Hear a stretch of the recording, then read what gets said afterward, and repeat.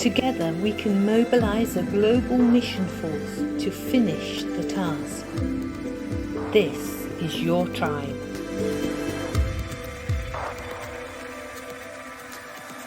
Ladies and gentlemen, welcome to our program. This is a tribe. Again, every week we're trying to talk with some very important people around the world, especially our tribal heads who are mobilizers around the world. And today, and Brother Daniel Appiah is going to take us all the way to West Africa. Daniel is such a mission leader in a mission circle, especially in West Africa. He is now the director of training of Ghana Evangelical Missions Association, also the national missions director of a Fullstature Missions International, Ghana, and also national coordinator and global regional coordinator for West Africa for Simply Mobilizing. So we are talking about mobilization guru, but also most importantly, somebody have a great passion for the Great Commission. So Daniel, just tell us a little bit about your journey. How do you become a mobilizer, or you have always been a mobilizer? Thank you, Ray. Thank you for such a wonderful opportunity. And my love and greetings to all the brethren across the globe who have been involved in mobilizing, and those also on the front line of missions. My journey for mobilization started when I did the Kairos course, 2012. I have been involved in mobilization, but I didn't really know that I was doing mobilization. And the reason was that as a missionary who is passionate to see the church reach where there are no churches, anytime I go to the mission field and I come back to the city, I try to meet pastors and to share with them what I see on the field, the need on the field. It was then one of the pastors told me that, why don't I leave the field to the other mission associates, that is some of my, to share with them the things that I've been sharing with them in terms of the need, the state of evangelism in our mission field. So he didn't have the word mobilization to drop, but that was what he was trying to tell me, that why don't you come home, come to the city so that you mobilize us. So that has been ringing, and I've been thinking about it. Yes, there's a need of time to be able to explain the challenges on the mission field and the role of the pastor to be able to solve such a challenge. So this was on, and then coupled as a training director for Ghana Evangelical Missions Association, I kept asking a question: how do we, the mission family, how do we become relevant to the church in the country? We seem not to have the answers, but it happened that I traveled with one of a state missionary man in the person of Reverend Samson Dukono. At that time, he was the president of GEMA. So we traveled to the north of Ghana, Tamale to be precise, to mobilize the young people in Tamale Polytechnic. We wanted to share with them the need of missions and the need of the unreached people group. So one day from our hotel, and then we came to take a breakfast. Then we met a team that came from the US. They also have come to do something in that part of the country. So we were all having a good time at the breakfast. Then one of them said, Daniel, the way you are talking, have you heard about Kairos? And I said, no, I've not heard about Kairos. So, there is a very powerful course that will answer all these your questions. It is called Kairos. So I asked, so how do I assess that? Then he said, fortunately, they are coming to the country so and so date. So why don't you try to connect? So I got a contact. Anyway, long and a short of the story is that I participated in the Kairos course 2012 to be precisely, and that started the journey of mobilization, because at the end of the course, yes, as a trainer, I used to talk much about missions. I used to, teach missions at the Bible schools. But this Kairos course brought everything about missions, home to me within the shortest time. And I said, yes, this is the answer to my prayer all this long. We can use this to help the church in Ghana, to open the eyes of church leaders to missions. So my journey of mobilization started from there. I did facilitator training, head facilitator training. And so then first point of call was that I joined a team that came from UK to Gambia to facilitate. And the story has been amazing. So from that, I came back passionately, prepared for about 3 months, and brought some strategic pastors, key leaders, to an intensive course in a very good hotel. And that grew the Simply Mobilizing movement, at that time, the Kairos movement in Ghana. So from there, I started pushing from Gambia to Burkina Faso, to Ivory Coast, to Sierra Leone, to Liberia, and to Togo, and to Benin, and to DRC Congo, to Malawi. And so it's been mobilization. Wow, that's amazing. We're pretty much speaking the same language, because I was a national coordinator for a Kairos course for at least 4 or 5 years, and until just a couple of years ago, I passed the baton to someone else. But it was definitely quite an experience. But we didn't find out that kind of success, especially in our context. But I don't know what happened. Maybe it's because something in the water. I don't know. and I can feel the passion, especially when you're not just a mobilizer by knowledge, but you're also mobilizer by your being who you are, because that's what you are already doing. And you just told me that earlier that you are a church planter. In being involved with church planting movement, or planting churches in 47 different locations. So is that just Ghana alone, or it's everywhere, including other countries? Okay. What was the story? Yes. Largely, my church planting drive has been in Ghana, and then a few places in West Africa. It seems like the church is growing in Ghana, but there are very strategic areas in other parts of the country that need to be touched with the gospel.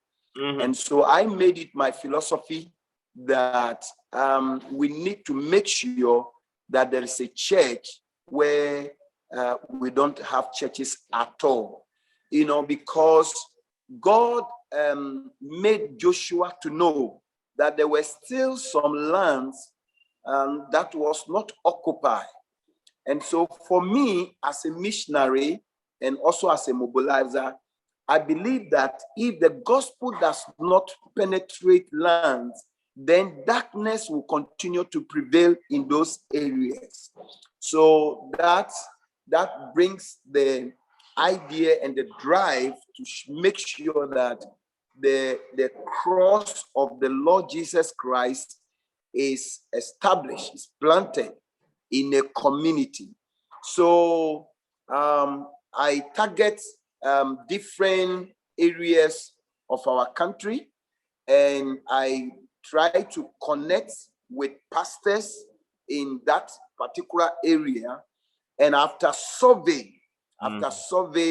research, I made them to see through a mobilization conference that, look, we are all in the maybe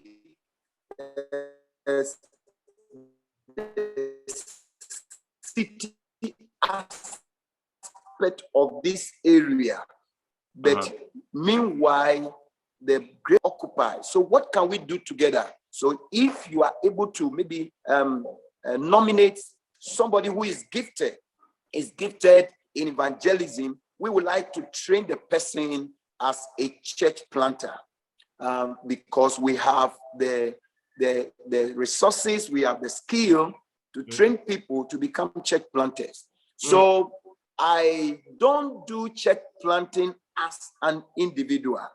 Yes. Not at all. I bring prospective church planters together and take them through training. While they are on hands training, we target church planting areas, target areas. So everything I teach them, I take them to the field, then they practice what they have been taught. So by the time they finish, they go through the training, we will have seen a church, emerging. So some of the churches have planted churches out of them, but the key ones that I have pioneered to see are just 47.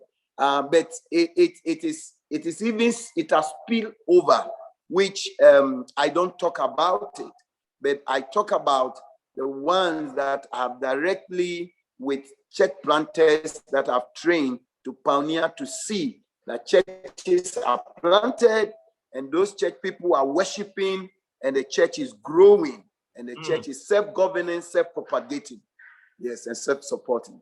That's beautiful. Can you just tell us a little bit about the state of the gospel in Ghana right now? Because last time I know, Ghana is has a very high percentage of Christians, but still, I think there are a lot of things needs to be done. But can you give us a picture? Yes. And also something related to West Africa in general? Thank you.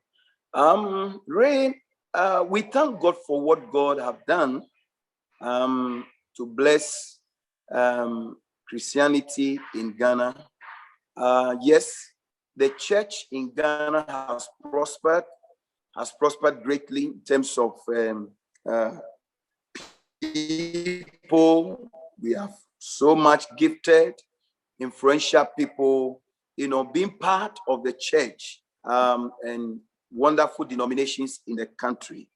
But out of the 109 tribes that we have in the country, we have very serious 19 tribes that are still considered as least rich people group.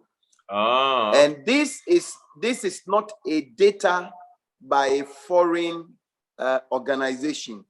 This is what we, as Ghana Evangelical Missions Association, have raised our own researchers, and for 5 years have gone into this group, unreached group, and validate the information. And so with what we have now as a least rich people group in Ghana, that if we don't pay attention to, it will tend to hunt the Christianity in Ghana. Another thing that I can talk about is that the church have not done well with discipleship. The church have not done well with discipleship. If you see the crop of Christians who really know the word of God and they are standing, a majority of them are coming from the generations of scripture union from the 70s. And many of them now are old. Many of them are leaving the scene gradually. Eliza, by the grace of God, I've gone around the country a bit. The church today has failed to disciple, intentional discipleship, that is not done. And that is what I'm afraid that is not going to help the strength of Christianity in Ghana in the years to come. Looking at the West Africa, the French church is doing very well. The church in the Francophone is doing fantastic. My going to Abidjan, Burkina, Togo, Benin, you can see that the level of understanding of missions involvement from the French church is more stronger than the English church. And that is amazing. So as we mobilize the Francophone church, we can see the results that they are sending missionaries. I remember 2015 when we had Kairos course, memorandum of understanding to mobilize the Assemblies of God in Ivory Coast. Not quite long after that, 8 families were sent to different parts of Africa, and even a couple are in Romania today as missionaries. So the French church is responding to missions more passionately than the English church, and that is amazing. And I also see that the French church will help largely, to be able to also stop the tide of Islam in that part of the world. Yes. This is a little I can share about the state of Christianity in our evangelization. Yes, I'm saying that when it comes to mission sending, the church in Ghana has not done much. And so my drive for mobilizing the church in Ghana is also to see that we become a sending nation. Presently, that is about 30,000 Christians mobilized, that some are trained and sent as missionaries. Some become intercessors praying for missions. Some become senders giving for missions. And so this opened up a big avenue for mission mobilization, so that the church in Ghana by 2040 will become a missionary church, not only in Ghana, but also linking it up to West Africa. So it is my prayer that God will help me and many other mobilizers, that through my leadership, we have wonderful mobilizers from different churches, ICGC, Assemblies of God, Global, so many other strategic churches who have done Kairos course, and they have journeyed, to become facilitators, head facilitators, and they understand mobilization seriously. And so as a team, we are poised to mobilize the church, not only in Ghana, but in West Africa, so that by 20 years from now, we want to see missionary churches, develop, so that we can become a sending nations across the globe. Wow, that's very exciting, and it's very ambitious, and it's a long-term plan. It's not just like Yes. 2-3 years, but we're talking about 10-20 years. No. Yeah, and how so just following what you said, how do you envision that the future of African missions, especially involved with the global mission bodies? Wow, that's a very important question. From my end, I think that one, we have to be intentional about discipling the current youth, the youth today. We need to intentionally disciple them, and we cannot emphasize mobilization also of the youth. We need to change the worldview of the youth, Christian youth today in Africa. And because I believe that it is Africa that is going to finish the task. If we have to finish the task, the church in Africa will play a major role. So I am proposing 3 things that I believe that if the church in Africa will get underway, we'll be able to fulfill our God-given calling. And like I said earlier, one is intentionally discipling the youth. And because the youth are also getting into the marketplace, missions is not going to be traditional as it used to be. So we have to disciple the youth of today who are getting to every sphere of society to have the world Christian movement as a worldview. That Christianity is not static, Christianity is a movement. And so it should not stop with them. It has to flow, okay? It has to flow. The mission of mercy have to flow from them to every sphere where they find themselves. That is number one. Number two, we need to look at research from Africa perspective. Most of the resources that we've been using have come from the West and the Europe. And I think that Africa, we need to look at our own research to be able to tell our own story, all right? Because there's so much that is going on with us, but we are not able to bring our story. The church in Africa has to tell his own story, all right? So that the generations that have come to meet us today will appreciate what God have done. Because the church in Africa is blessed with faith, is blessed with gifts, all right? We are resilient, we understand power, we understand the supernatural, and I think the church in Africa has a lot of resources when it comes to money, when it comes to, intellectuals, when it comes to skill. So we cannot say that we will not be able to finish the task. The church in Africa is growing than any part of the world. You get it? So if we can do intentional discipleship of the youth, if we can get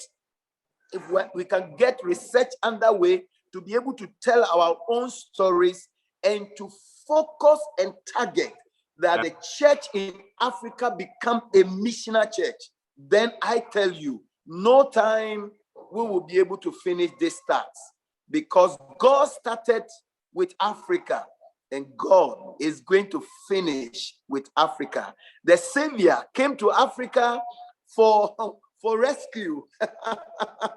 And so I believe that the continent of Africa is very, very strategic when it comes to missions.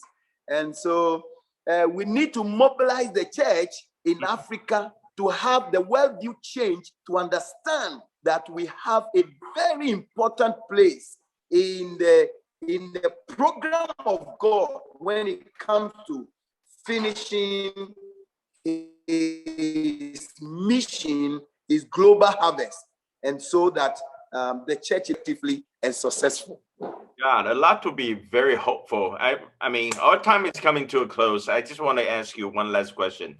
So how can you see you know, we can work together, you know, from the different parts of the majority world, and you know, the West, and also the you know the upcoming emerging churches around the world, and how can we work together? We're talking about, you know, radical collaboration. We're talking about possibility. Yes. It's not just you know, you're better than me or I'm better than you. It's so we're all God's people, and how can we work together, and the importance of working together. Thank you. One of the core value of Simply Mobilizing, which we hold so dear, is teamwork. And I have observed over the years in my mobilization effort that teamwork has always played a very strategic place in success, because it is teamwork that makes the dream work. God has resourced and blessed the church in a very unique way. Wheels. When it comes to idea, get the work done. All right. So I believe that this is the time that the church globally have to team up together. And when we see what has happened with COVID-19, you know, shutting down travels and all that, you see how we are able to connect online, and that gave opportunity to know what other people know, okay, far, Australia, New Zealand, Thailand, China, Korea, across the globe. And it is so wonderful. And as I see it, I say, wow, God is at it again. All right. So we have never connected more than like this time. You know, this time have shown that if we connect, we'll be able to get the work done. So we need to work together. We have to emphasize collaboration, radical collaboration, and that will help us to mobilize the church globally and to get the work done, to finish the task. So I think, and I agree with you, we have to come together, we have to partner, collaborate, and work together. Thank you very much, Pastor Daniel Appiah, all the way from Ghana, our special guest today. Thank you for coming and spending time with us. And Daniel is also one of the ELT long-term members. You know, we have been colleagues and working and serving together in this network for a number of years. Very nice to have you, and God bless your journey. And hopefully we can see each other very soon, face to face. Thank you. Thank you, Ray. Thank you for having me. I'm grateful. Yeah.